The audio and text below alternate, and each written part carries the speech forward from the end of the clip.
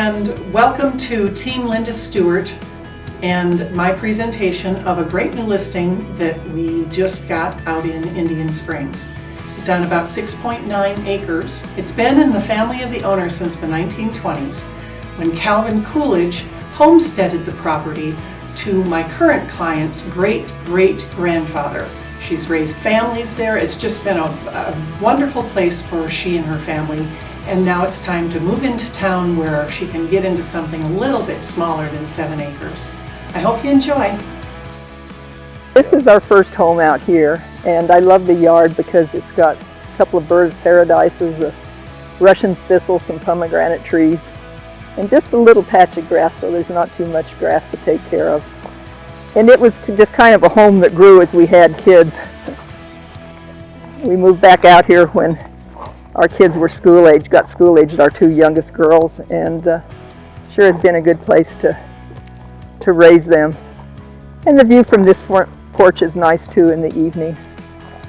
You can look across at the sunset. The kids out here call that Grandpa Mountain, and they love to climb up it, and then they have slide places where they slide down it.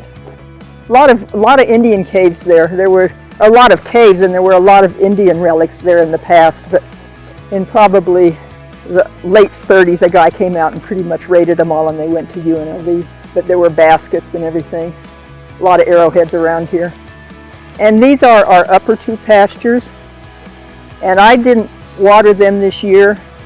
My husband, one of them, he wasn't going to replant this year. And then just a while ago, I turned the water off to the second one because I had way more feed than I had horse to eat it.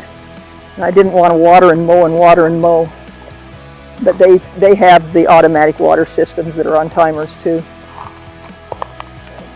And this is one of our well houses. We have 2 wells with water permits, and the little shed to its right is all set up for a generator. It's got power and everything to it, but just not the generator in it.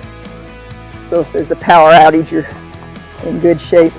When my mom was a kid, she went to a tent school that's up there in the yard where that other house is.